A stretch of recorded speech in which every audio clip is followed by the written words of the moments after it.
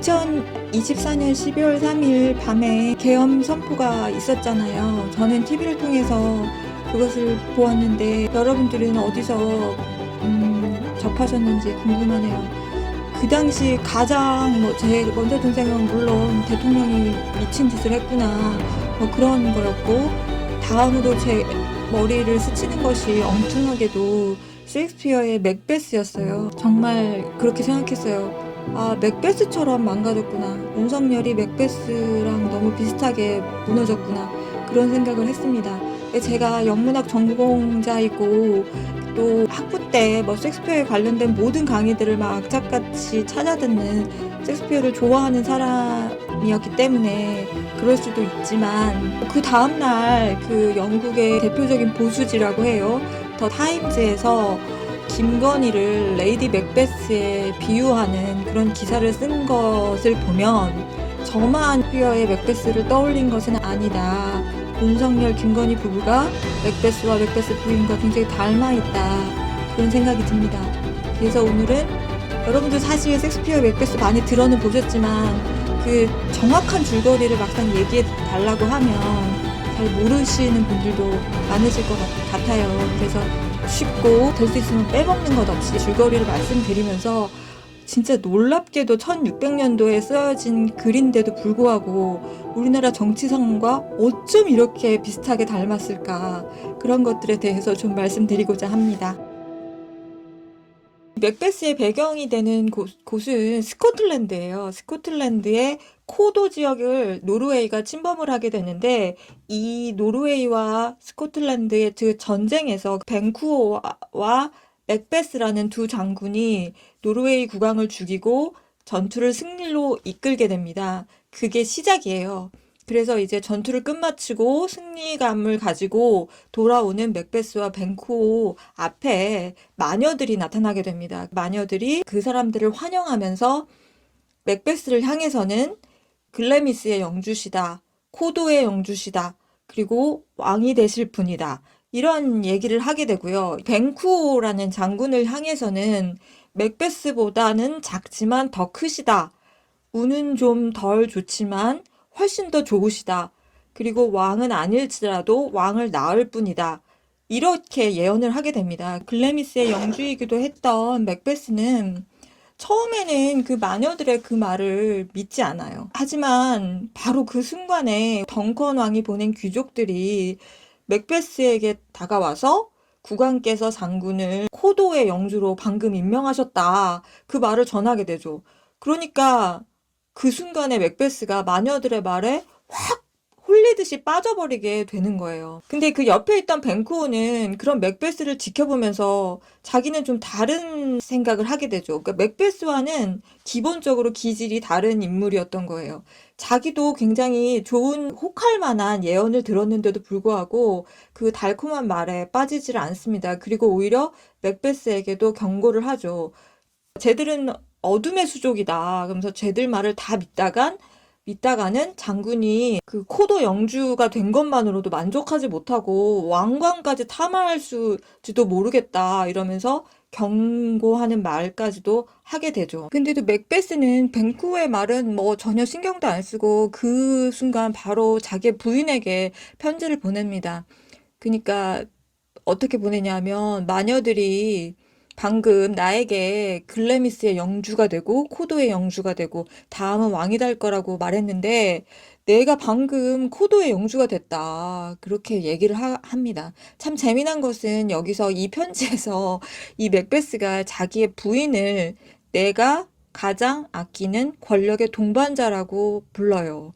내가 가장 아끼는 권력의 동반자요, 이렇게 부르거든요. 정말 재밌지 않아요? 이게 1600년도인데 물론 영주고 귀족이고 막 그러긴 하지만 어, 윤석열과 김건희도 좀 이런 관계 같잖아요. 일반 부부 관계라기보다는 권력의 동반자 같은 그런 관계 같잖아요. 그래서 이렇게 부르고, 이 편지를 받은 부인은 그런 말을 해요. 맥베스, 당신은 굉장히 위대해지고 싶은 야심도 있고 왕이 되고 싶은 그런 마음도 있지만 그에 따른 사악함이 없다. 그러니까 어서 나에게로 와라. 당장 지금 나에게로 와라. 그러면 내가 당신 귀에 내 혼을 불어넣고 용맹스러운 내 혀로 운명과 초자연 덕분에 당신이 쓸 것처럼 보이는 금관에 당신의 접근을 방해하는 모든 것을 꾸짖어 주겠다. 이렇게 식으로 얘기를 해요. 자기가 왕이 되는 길을 열어주고 당신이 약해질 때마다 용기를 주는 말을 불어넣어주고 방해하는 세력들을 다 제거해주겠다. 그런 말을 하는 거죠. 그리고 실제로 맥베스보다 한 발 더 나가서 국왕인 덩컨을 죽이고 자신의 남편을 왕으로 만들 계획을 세웁니다. 저는 예전에도 이 맥베스를 여러 번 읽긴 했지만 이번에 이걸 읽으면서 여기 초반부 조금 읽었는데도 우리나라 정치 상황과 너무 비슷하다는 생각이 저는 들었어요. 그래서 그 덩컨 왕은 인자한 사람으로 나오는데 그게 저희 이제 지난 대통령, 문재인 대통령과 여러 가지 이미지 면에서 상당히 비슷한 점이 많았고, 그 다음에 기득권을 놓지 않으려는 어떤 막강한 검사들과의 우리나라 검사들이 좀 지독하잖아요. 저는 제 개인적인 생각이지만, 우리나라 검사들이 정말 해도 너무한다라는 생각이 들어요. 이렇게 오랫동안 검사만의 특권, 기득권을 누려온 조직과 집단이 없을 것 같아요. 정말 그런데 문재인 정부 때 이제 처음으로 이제 기득권을 좀 내려놓게 하려고 좀 그랬었잖아요. 그래서 그 기득권을 놓지 않으려는 막강한 검사들과의 전쟁에 저는 어떻게 보면 맥베스와 벤쿠처럼 윤석열과 조국이라는 두 사람을 덩컨 왕이 전쟁에 내보낸 것처럼 임명했던 것이 아닌가. 저는 그런 면에서 맥베스는 윤석열과 비슷하고 벤쿠는 조국과 비슷하고 그 다음에 덩컨 왕은 문재인과 비슷하다는 생각을 좀 했어요. 물론 이렇게 작품 속 인물과 어떤 현실의 인물들을 1대1로 매치한다는 것이 유치할 수도 있고, 그리고 억지스러운 면이 있다는 것도 저는 잘 알지만, 또 어떤 면에서 생각하면, 인간이 가지고 있는 권력욕은 과거나 현재나 동일하고, 그게 비슷한 과정으로 타락해 갈 거라는 생각이 들어요. 그래서 이 맥베스가 변형되고, 다른 면으로 현대화돼서, 세계 여러 나라, 여러 정치권에서 벌어지고 있지 않을까 그런 생각도 합니다. 맥베스도 처음에는 양심이 있는 사람이었어요. 그리고 저희도 한때는 윤석열을 강직하고 우직한 어떤 그런 사람으로 좋아했던 시기가 있었잖아요. 근데 스코틀랜드 사람들도 백성들이죠. 그들도 맥베스를 너무 좋아했어요. 정직한 영주다, 특별한 영주다라고 해서 되게 신뢰하고 그랬거든요. 근데 글래미스의 영주였던 맥베스가 자기가 생각도 못했던 코도의 영주로 임명이 되니까 갑자기 변한 거예요. 한 단계 변하기 시작하는 거죠. 내가 왕이 되어 보면 어떨까? 이렇게 되는 거예요. 사람은 그렇게 변할 수 있다는 거죠. 윤석열이 서울 검찰총장이 되는 게 약간 글래미스 영주급이고, 그래서 거기서 머물렀다면 차라리 더 좋았을 텐데, 그 다음에 이 사람을 굉장히 사람들이 좋아하고, 문재인 대통령도 신뢰해서 대검찰청 검찰총장으로 임명을 하게 되잖아요. 저는 그 순간에 변했던 것 같아요. 그 순간에, 내가 대통령이 돼보면 어떨까. 이렇게 되는 거죠. 운명과 초자연적인 힘이 온 우주가 나를 돕고 있구나. 이제 나를 대통령까지 만들어주려고 하나 보다. 이렇게 어떤 이성의 통제력을 벗어난 기괴한 권력욕에 거대한 권력욕에 사로잡히게 되는 거죠. 그리고 또 비슷한 게 맥베스 부인의 행동이에요. 맥베스는 그래도 양심과 권력욕 사이에서 갈등을 하는데 맥베스 부인은 그런 게 없어요. 굉장히 유사한 점이 뭐냐면 언론에서 공개한 김건희의 여러 영상과 녹음 파일들을 이렇게 보고 있으면 이런 말을 자주 하죠. 남자답지 못하다. 당신이 그러고도 남자냐. 오히려 내가 남자다. 내가 남자답고 내가 대담하고 그렇다. 이런 표현들이 자주 등장하는데 마치 섹스피어가 이걸 보기라도 한 것처럼 이 맥베스 부인이 늘 하는 말이에요.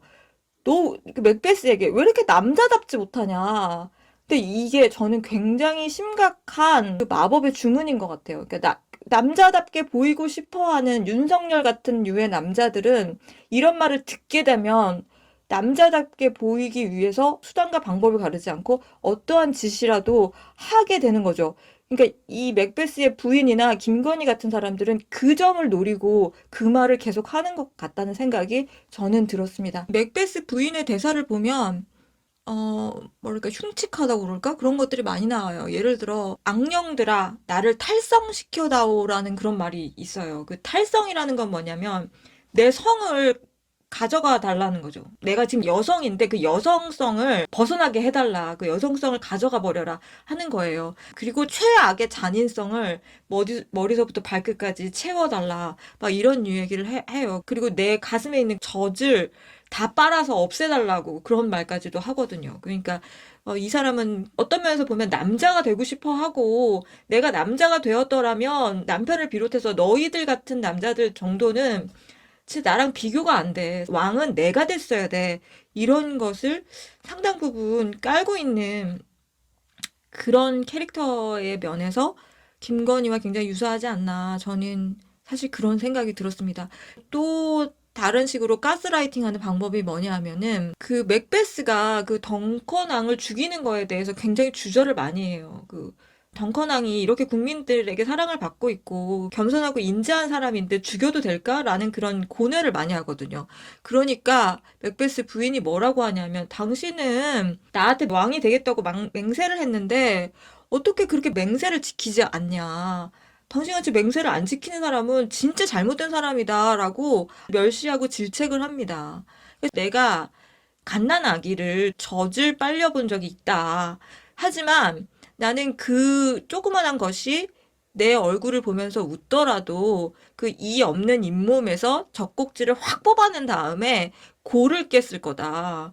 이런 말을 해요. 그러니까 맹세를 지키기 위해서는 아예 골을 깨듯이 아주 가차없이 그 맹세를 지켜야 된다고 말을, 이 말을 듣고 있으면 마치 살인을 저지르는 일이 맹세를 지키는 의로운 일인 것처럼 그렇게 들리잖아요. 그리고 살인을 저지르지 않는 것이 맹세를 저버리는 파렴치하고 비겁한 일처럼 들리게 되죠. 이게 전형적인 가스라이팅인 것 같아요, 저는. 이런 식으로 맥베스 부인이 맥베스를 질책하고 또 멸시하고 자극하고 도발하고 비아냥거리고 이런 걸 계속해서 반복하죠. 그러는 데서 맥베스는 더 과감하고 더 강한 야심을 실현시킬 수 있는 방향으로 가게 되는 거죠. 그래서 윤석열도 결국에는 여러 가지 나쁜 일들을 많이 했잖아요. 그런데 끝에 최악인 계엄까지도 하게 되지 않았을까. 저는 그렇게 생각합니다. 결국 그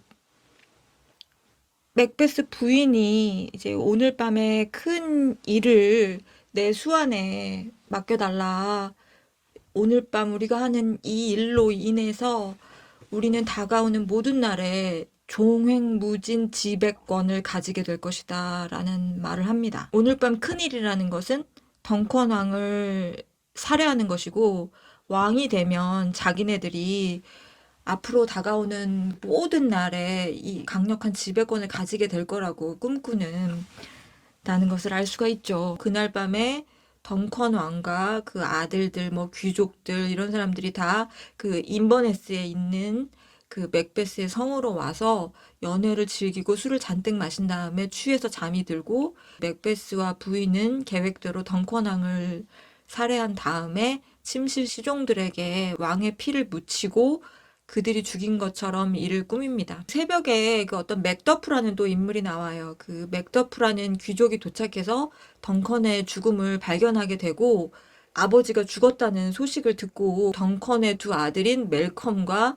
도널베인이 자신들이 이제 살해범으로 몰리게 될까봐 그것을 두려워서 멜컴은 잉글랜드로, 도널베이는 아일랜드로 도망을 가게 됩니다. 맥베스는 이제 사람들이 많이 보인 앞에서 자신이 왕에 대한 충정이 너무나 격렬했기 때문에 자기도 모르게 그 침실 시종들을 다 죽여버렸다. 정말로 후회된다. 이런 식으로 막 거짓말로 막 애통이 하죠. 막 맥베스 부인도 막 슬퍼하는 척하고 막 그러니까 사람들은 뭐 전혀 맥베스를 의심하지 못해요. 지금까지 이제 맥베스는 양심적이고 정직한 사람이라고 생각했으니까 의심하지를 못하고 이렇게 도망간 거 보니까 정말 왕의 아들들이 자기들이 왕이 되고 싶어가지고 왕을 죽이려고 침실 시종들한테 사주를 했나 보다 이렇게 믿게 되죠.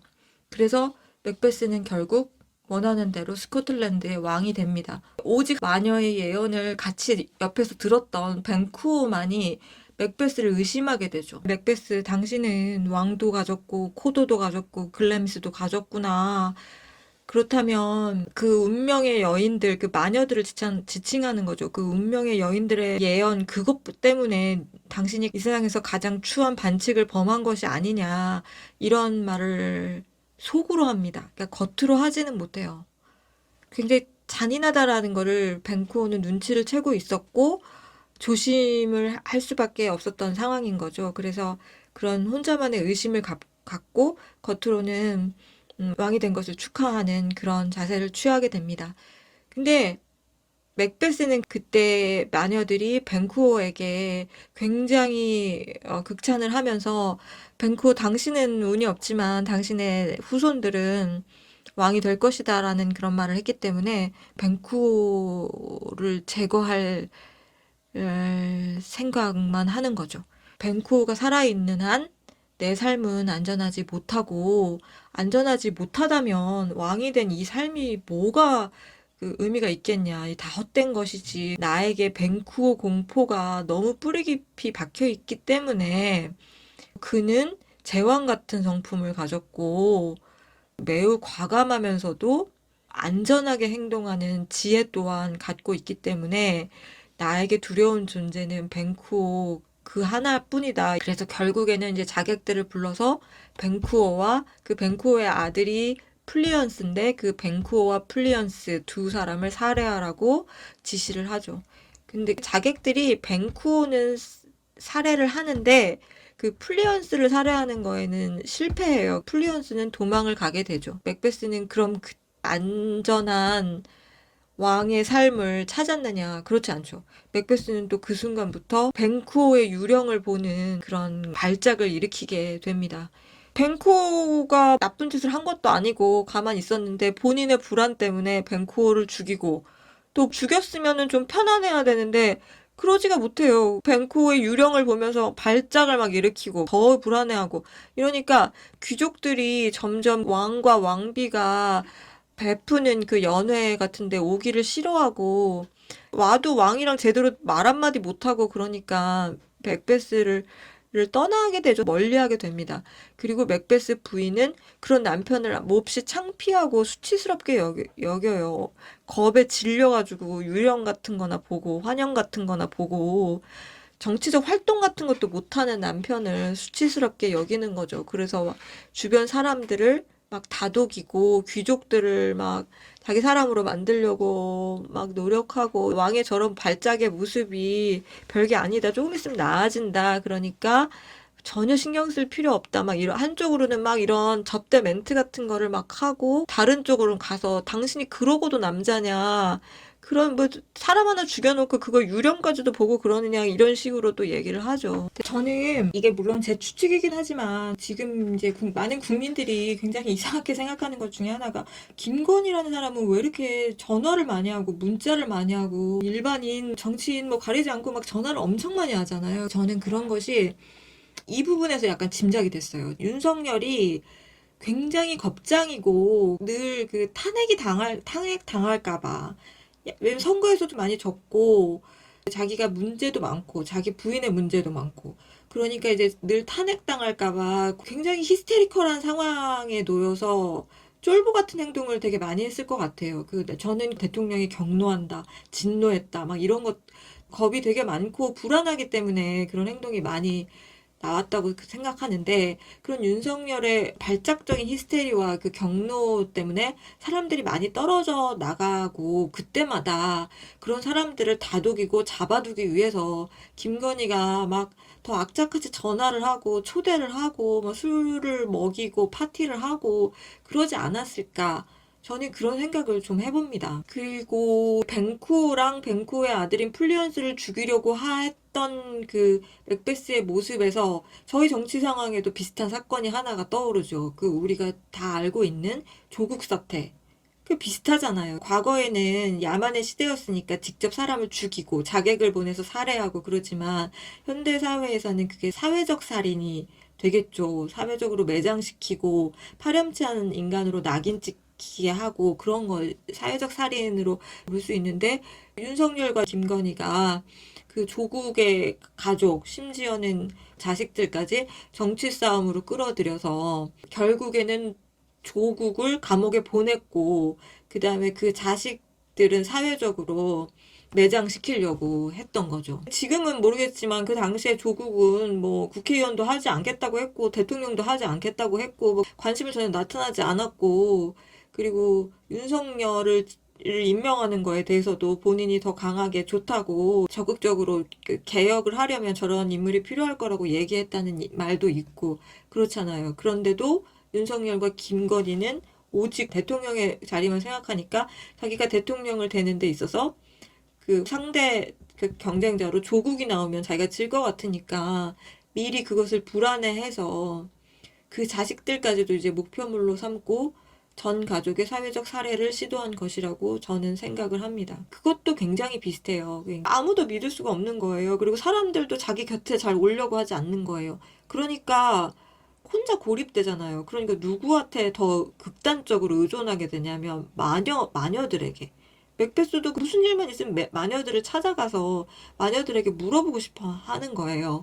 그러니까 윤석열도 지금 보면은 점술가, 무속인 이런 사람들과 굉장히 연관이 많고, 저는 또 하나 그 유튜버들 있잖아요. 그 굉장히 극단적인 이야기를 하는 정치 유튜버들. 저는 그런 사람들이 1600년도에 그 어둠의 혼령들, 마녀들과 비슷한 역할을 한다고 생각해요. 대통령이 그렇게 그 유튜버를 많이 보면서 의지했다고 하잖아요. 그게 불안한 사람들의 공통된 특징인 거죠. 그래서 나 이제 마녀들을 찾아가는데 마녀들이 어둠의 혼령들을 불러내어서 이제 맥베스의 핵심이라고 할 수 있는 그 예언들을 들어요. 이제 첫 번째 혼령은 파이프의 영주인 아까 나왔던 맥더프라는 인물, 그 맥더프를 조심하라 이렇게 말하고, 두 번째 혼령은 그 대담하게 행동해라. 왜냐면 여자가 낳은 자는 아무도 맥베스 당신을 못 해친다 이렇게 얘기하죠. 첫 번째 훈령은 맥더프를 조심하라. 두 번째 훈령은 여자가 낳은 자는 아무도 너를 못 해친다. 그리고 세 번째 훈령은 겁내지 말고 짜증내지 말아라. 버남의 큰 수풀이 던시네인 언덕으로 대적하여 다가오기 전에는 너는 절대 전쟁에서 패배하지 않는다. 이렇게 얘기를 해요. 맥베스의 세 가지 예언이죠. 그러니까 여기서 맥더프라는 인물은 그냥 뜬금없이 나온 게 아니에요. 왕이 된 직후 맥베스가 맥더프를 이제 자기 부하로 만들려고 불렀는데, 맥더프가 한 칼에 난 가지 않겠다, 난 안 가오 이렇게 딱 잘라 말한 적이 있거든요. 근데 이때 맥베스가 날 욕보이는 이런 대답을 한 것에 대해서 너 후회할 날이 올 것이다, 이런 마음을 갖게 돼요. 그 미움이 시작이 된 거죠. 사실은 되게 쓰고 싶었던 사람이었는데 자기를 거부하니까 그것이 더 커다란 미움으로 된 거예요. 점술, 무속 이런 게 바로 이거예요. 그 이 혼령이 처음부터 맥더프를 조심하라라고 말한 거는 그 괜히 나온 말이 아니라 맥베스 안에 맥더프를 죽이고 싶은 마음이 있었기 때문에 그걸 건드린 거라고 저는 생각합니다. 그들이 어떤 미래를 예언할 수가 없어요. 내가 평소에 갖고 있던 의심을 정당화시켜주는 말을 그들이 하기 때문에 그들에게 나도 모르게 중독이 되는 거죠. 그냥 죽이면 뭔가 내가 굉장히 나쁜 사람이 되는 것 같고, 그런데 그들이 걔가 널 칠 거야. 걔가 너를 죽일 거야. 걔 조심해. 이렇게 말하면 어차피 걔는 날 죽이려고 했어. 그러니까 내가 먼저 죽여야 돼. 이렇게 정당화할 수 있는 명분을 만들어주는 거죠. 애초에 맥베스는 맥더프를 죽이고 싶었고, 마녀들이 불러낸 혼령이 죽여도 된다는 어떤 근거, 이유를 준 셈이 되는 거예요. 여기서 이제 맥더프는 또 하나의 인물을 연상시키죠. 한동훈이라는 인물을 우리는 알고 있잖아요. 한동훈은 잘 지내온 관계였죠. 좋은 관계였고, 근데 김건희가 문자 메시지를 보냈는데 그걸 무시한다거나 뭐 이런 모욕을 당했다고 생각하는 작은 에피소드들이 있었던 거죠. 그러니까 네가 감히 나를 욕보여? 하면서 그 어떤 사람들보다도 한동훈을 굉장히 비정상적인 증오심으로 미워한다. 그런 얘기들을 언론에서 많이들 하죠. 평론가들도 나와서 얘기하고. 이게 우리가 생각할 때는 아니 어떻게 저렇게 사람을 미워할 수가 있지? 그리고 계엄이 선포됐는데 무슨 체포자 명단에도 뭐 있고 그랬다 그래서 사람들이 아니 어떻게 저렇게까지 인간이 그렇게 같이 잘 지내던 사람을 미워할 수가 있지? 의아하게 여기지만 그를 보면 윤석열과 김건희의 그런 행동들은 그 비정상적인 권력욕에 빠져있는 인간들에게서 나타나는 아주 전형적인 특징 중 하나였던 거죠. 두 번째 그 예언, 여자가 낳은 자는 아무도 맥베스를 못 해친다. 세 번째 홀령이 말해준 버남의 커다란 숲이 그 언덕으로 움직여서 다가오기 전에는 너는 절대 전쟁에서 패배하지 않는다. 뭐 이런 얘기를 해주는 것도 이게 잘 들어보면 굉장히 달콤한 예언들이에요. 그러니까 무속이나 점술 이런 거를 들으려고 찾아오는 사람들은 불안이 이미 높은 상태죠. 그러니까 이 불안이 높은 사람들의 귀에 아주 달콤한 말을 속삭여 주는 거예요. 넌 패배하지 않아. 너를 죽일 사람, 너를 해칠 사람은 아무도 없어. 이런 식으로 말을 하는 것 같이 들려요. 그래서 어리석은 사람들은 아, 이 사람이 나를 격려해주고 도와주고 아무 걱정도 하지 말라고 그런 말을 나한테 해주는구나 생각하고 그 말에 홀딱 빠지죠. 하지만 이거는 초반부에 그 벤쿠어가 말했던 것처럼 굉장한 함정을 숨기고 있는 좋은 말이 아니죠. 어둠의 수족들은 우리를 해치려고 가끔씩 우리에게 진실을 말해주고 소소하게 정직한 것들로 유인한 다음 중대한 결말에서 배반한다 라는 말을 해요. 즉 내가 듣고 싶어하는 달콤한 말들, 걱정해주는 것 같은 말들로 감정을 일단 확 사로잡은 다음에 누구나 알고 있는 사소한 팩트들로 자기의 정보가 완벽한 것처럼 위장을 하고 믿게 만드는 거죠. 그런 다음에 결말에 가서는 뒤통수를 친다는 뜻이에요. 대부분의 사주, 역술, 정치, 뭐 이렇게 될 것입니다. 뭐 선거에서 이길 것입니다. 누가 뭐 대통령이 될 것입니다. 이런 정치 유튜버들의 말 거의 끝에 가서 길게 봤을 때 그들의 말이 하나도 맞질 않아요. 우리가 반드시 선거에서 이깁니다. 뭐 이렇게 얘기를 막 하죠. 사람들이 기분이 좋아요. 마치 승리한 것처럼. 근데 나중에 가서 선거에서 패배하죠. 그럼 사람들이 분노할까봐 자기에게 막 주었던 슈퍼챗이나 이런 것들을 돌려달라고 막 아우성칠까봐 거기서 나온 게 뭐예요? 부정선거였다. 내 예측은 사실 맞았는데 이건 부정선거였다. 이런 식으로 또 그 사람들을 속이는 거죠. 즉 그들의 말은 나를 도와주는 것처럼 말을 하지만 나를 파멸로 몰고 가는 그런 사람들인 거예요. 맥베스는 그런 걸 알 리가 없죠. 그러니까 왜냐하면은 거기서 벗어나기는 이미 늦었으니까. 그리고 마지막으로 이제 제일 궁금한 거를 물어보죠. 그 벤쿠어의 후손이 이 나라를 정말 통치하게 되느냐. 맥베스와 맥베스 부인은 자식이 없어요. 그러니까 미래까지도 아주 불안으로 가득 찬 거예요. 그게 권력력이 얼마나 큰 거예요. 자기 세대만 하면 된 건데 그걸로 만족해도 되는 건데 비정상적인 권력이 멈출 줄 모르는 거예요. 그러니까 난 자식이 없는데 그럼 벤쿠의 자식들이 왕이 돼서 나를 죽이면 어떡하지? 막 이런 생각까지 막 하는 거죠. 근데 홀령들이 이제 안 가르쳐 주려고 해요, 처음에는. 근데 막 그 맥베스가 막 알려달라 막 저주를 퍼붓겠다 하면서 막 알려달라고 하죠. 그러니까 보여주고 저 맥베스의 마음을 괴롭히라 막 이런 식으로 자기들끼리 말을 하죠. 그리고 결국 맥베스가 보게 된 장면은 뭐냐 하면 왕관을 쓴 벤쿠의 후손 8명과 마법의 거울 속 안에 계속해서 이어지는 벤쿠의 그 자손들을 눈으로 보게 되죠. 즉 벤쿠는 죽었지만 스코틀랜드의 왕위가 대대손손 벤쿠의 후손들로 이어진다는 그런 뜻의 예언이었던 거예요. 마녀들의 예언을 듣고 온 맥베스가 무슨 선택을 하겠어요. 뭐 제일 먼저 한 일은 광기에 사로잡혀서 지금 당장 맥더프의 성을 기습해서 처자식과 대를 이을 모든 영혼들을 칼로 베어버리라고 명하게 되죠. 기질적으로 불안과 의심이 그게 너무 없어도 안 되겠지만 불안과 의심이 좀 지나칠 정도로 높은 사람들 있잖아요. 과거의 행적들을 조금만 관심을 갖고 살펴보면 알 수가 있거든요. 이제 불안과 의심이 높은 사람은 어떤 특징을 갖게 되면 자신한테 아부하는 사람만 좋아하는 거예요. 왜냐면 그 순간에는 불안하지 않으니까. 그런데 또 자기한테 복종하지 않는 사람들은 모두 적으로 생각하는 거예요. 왜냐면 나를 불안하게 만드니까. 나는 안 그래도 불안 때문에 지금 너무너무 인생이 괴롭고 고통스러운데 아부하는 사람들은 나를 짧은 시간만이나 나를 위로해주고 쉬게 만들어주는 사람들이 되는 거고, 그들에게 다른 말을 하고 뭐 비판을 하고 조언을 하고 복종하지 않는 자들은 내가 안 그래도 불안 때문에 죽을 것 같은데 더 힘들게 만든 사람으로 되는 거예요. 그러니까 저희 같은 평범한 사람들이 볼 때 필요 이상의 증오심, 적대감, 이런 것들이 표출되게 되는 거죠. 그리고 현대사회에서 가장 중요한 리더십은 사실 타인을 설득하는 능력. 내가 이만큼 양보할 테니까 너도 이만큼 양보해줘. 라고 타협하고 협력하는 능력. 사실 이게 최고예요. 현대사회의 그 리더든 대통령은 그 능력이 그냥 전부예요. 그런 역할을 하는 거거든요.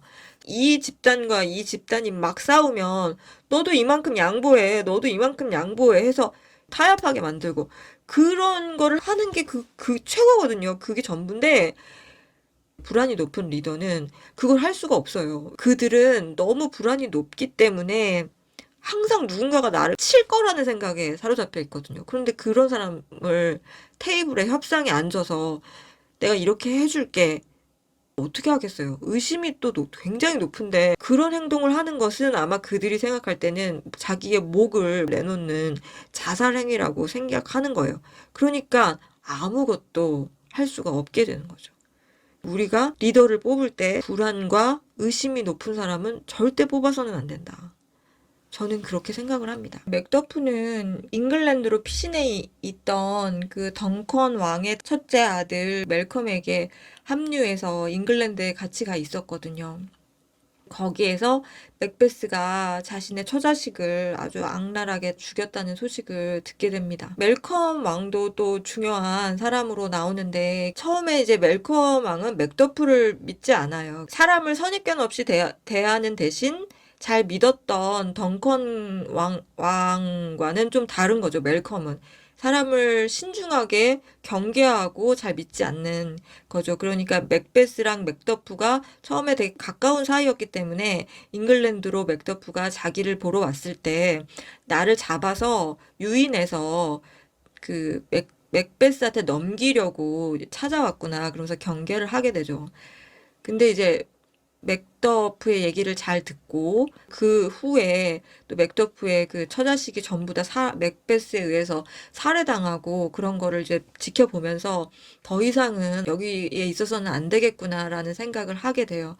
그래서 스코틀랜드로 맥베스와 싸우기 위해서 떠날 결심을 합니다. 이 과정에서 이제 잉글랜드 국왕이 군대를 지원해주고 멜컴의 숙부인 시워드도 같이 합류하게 되죠. 그래서 이제 가게 됩니다. 맥베스는 멜컴의 군대들과 싸워서 이길 생각을 하기보다는 마녀들이 해준 말이 있잖아요. 던시네인 언덕으로 버남의 숲이 다가오기 전까지는 너는 절대 전쟁에서 패배할 수가 없다고. 그러니까 맥베스의 생각으로는 숲은 움직일 수도 없다. 그러면 이 던시네인 언덕만 잘 지키면 나는 절대 전쟁에서 패배할 수가 없는 거 아니야. 이렇게 생각을 하는 거예요. 그래서 군대를 자기가 지휘를 해서 승리할 생각보다는 혼자서 던시네인 언덕만을 강화하라, 던시네인 언덕만을 강화하라, 그런 얘기만 하고 있죠. 그러니까 남의 숲에 도착한 멜컴 왕자가 병사들에게 모두 다 그 숲의 그 나뭇가지들을 하나씩 잘라가지고 각자 앞에 들고 전진하라는 그런 이제 명령을 내립니다. 그러면은 우리가 숫자가 적다는 것도 들통나지 않고 저쪽에서도 이제 잘 알 수가 없으니까 지혜로운 리더십이 발휘가 된 거죠. 이 맥베스는 이 사실을 전혀 모르고 여기에서만 이렇게 계시면 안 된다고 말을 하면 니들 도망가려면 다 도망가. 나는 절대 전쟁에서 질 수 없는 사람이야. 나는 공포 같은 거 못 느낀다고. 그 애송이 멜컴 따위는 하나도 안 무섭다. 뭐 멜컴은 여자가 안 나왔대? 막 이런 식으로 나를 죽일 수 있는 사람은 아무도 없다 이렇게 생각을 하는 거죠. 그러고 있는 와중에 레이디 맥베스가 죽었다는 사실을 맥베스가 알게 되죠. 제가 생각할 때 맥베스 부인이 죽은 이유는 자기 뜻대로 되지 않았기 때문인 것 같아요. 맥베스 부인은 왕이 되면 자기가 모든 것을 통치할 수 있게 될 거라고 생각했는데, 권력욕이라는 거는 자기 혼자만 갖고 있으면 아무 소용이 없는 거거든요. 그러니까 내가 왕이 됐어. 그러면은 되게 많은 사람들이 나의 앞에 복종하고 막 대단하다고 우러러보고 막 이래야지 그 권력을 쟁취한 그 맛을 느끼는 건데, 이게 맥베스의 광기랑 경로, 뭐 발작 이런 것 때문에 사람들 다 떠나요. 그러니까 맥베스 부인은 자기가 세상에서 제일 힘센 존재라는 사실을 드러내고 막 과시하고 그런 걸 하고 싶었던 건데, 주위의 사람들도 다 떠나고 자기가 뭐 결정하고 뭘 내리고 그럴 게 없는 거예요. 그러니까 굉장히 우울해지고 공허해지고, 마지막에는 덩커낭을 죽인 것, 자기가 시작한 거니까 덩커낭을 죽인 그 피가 손에 묻어서 이제 괴로워하다가 결국 자살하게 되는 거죠. 맥베스는 부인이 죽었다는 사실을 알게 돼도 어떠한 감정의 동요도 느끼지를 못해요.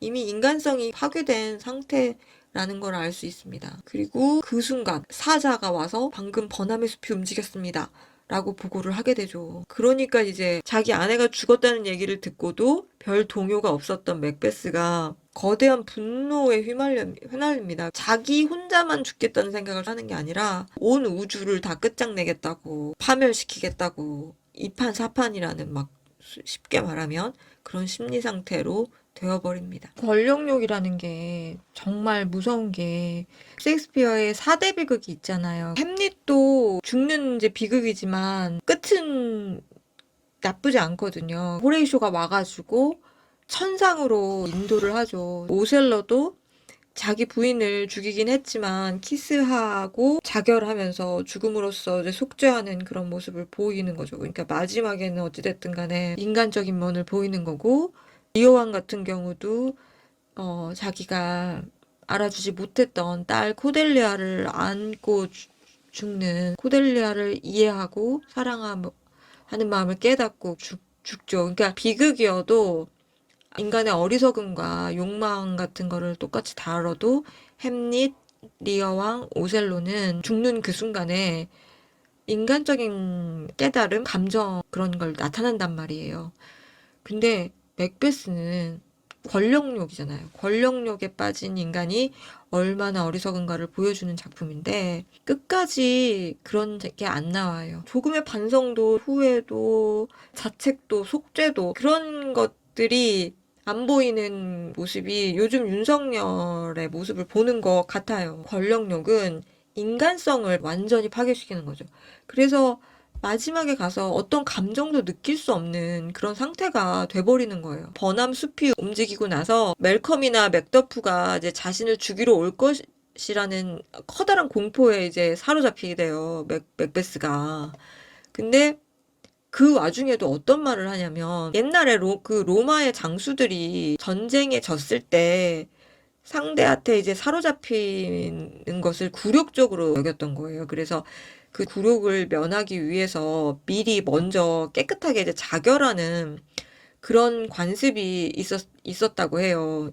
근데 맥베스는 나는 그런 얼간이 로마인들처럼 스스로 자결하는 그런 바보 같은 관습은 따르지 않겠다, 이렇게 얘기를 해요. 끝까지 나는 싸우겠다라고 말을 합니다. 저는 자결 같은 게 하야 같은 거랑 비슷한 거라고 생각해요. 현대 사회에서는 그 무슨 자결, 살인 이런 것까지는 야만적인 시대에 있었던 거고, 그런 거는 이제 과거에나 있었던 거고, 이제 윤석열이 대통령으로서 최소한의 품위를 지키기 위해서는 탄핵당하기 전에 미리 먼저 하야를 좀 해주십시오, 뭐 이렇게 권하는 사람들도 많이 있었죠. 여당 정치인들이나 뭐 보수 언론들. 근데 그들을 향해서 뭐 윤석열은 끝까지 나는 하야 안 한다, 난 끝까지 싸우겠다, 막 그렇게 얘기했죠. 비슷하잖아요. 절대 얼간이 로마인들처럼 명예를 지키기 위해 자결하는 그런 일을 하지 않겠다 외치는 맥베스의 모습이 고스란히 보이죠. 지금 현재 윤석열의 모습에서.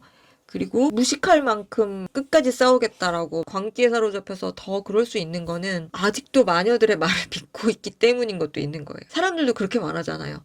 윤석열이 저렇게 행동할 수 있는 것은 어떤 무속인이 당신은 탄핵당하지 않을 것이다. 당신은 다시 대통령이 될 것이다. 뭐 따뜻한 봄이 오면 국민들이 당신을 다시 사랑할 것이다. 뭐 이런 얘기를 해줬기 때문에 저런다라고 예측하는 사람도 있잖아요. 근데 그런 예측이 괜히 나오는 게 아니라 여기서 그 맥베스도 그래요. 마녀들의 예언이 많이 틀리고 있음에도 불구하고 마지막까지 여자가 낳은 자는 아무도 나를 죽이지 못한다고 말했으니까 나는 절대 죽임을 당하지 않고 살아남을 것이라고 생각해요. 그러니까 이제 끝까지 광기와 그런 걸 보여주는 거죠. 근데 이제 맥더프가 딱 나타나서 이제 그 유명한 말을 하죠. 불사신아, 너 절망해라.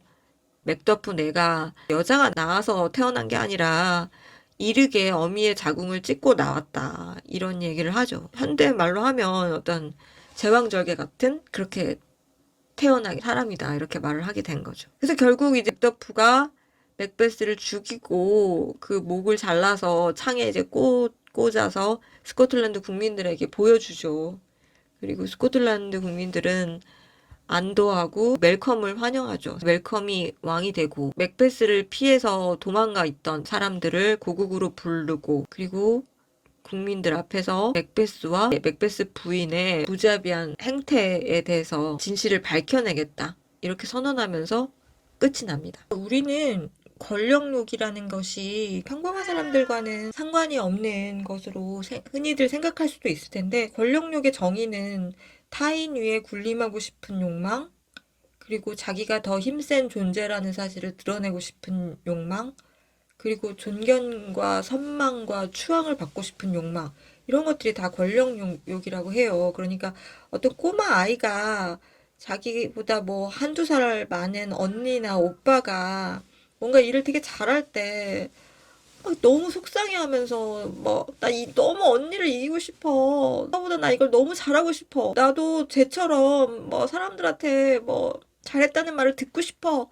막 이런 것도 인간에게 내재되어 있는 권력욕이라고 보거든요. 그러니까 사람들은 다 누구나 권력욕이라는 거를 가지고 있어요. 근데 정상적인 인간이라면 다른 사람에게 피해를 주지 않고 법의 테두리 안에서 사회적으로 용인될 수 있는 범위 내에서 그것들을 추구하죠. 근데 그렇지 못하게 변질되는 순간을 맞이할 수가 있어요. 그러니까 저희가 경계해야 될 것은 내가 별로 노력한 것이 없는데 우연히 운이 좋아서 그리고 사람들이 잘못 오해를 해서 한 번, 두 번 권력욕을 맛보게 되면 맥베스나 윤석열처럼 광기 같은 비정상적인 권력욕에 사로잡히게 된다는 거죠. 그래서 한 번 부정한 방법으로 권력을 쥐게 되면은 계속 이어지는 거는 불안, 의심, 거짓말 이런 것밖에 없죠. 그래서 저는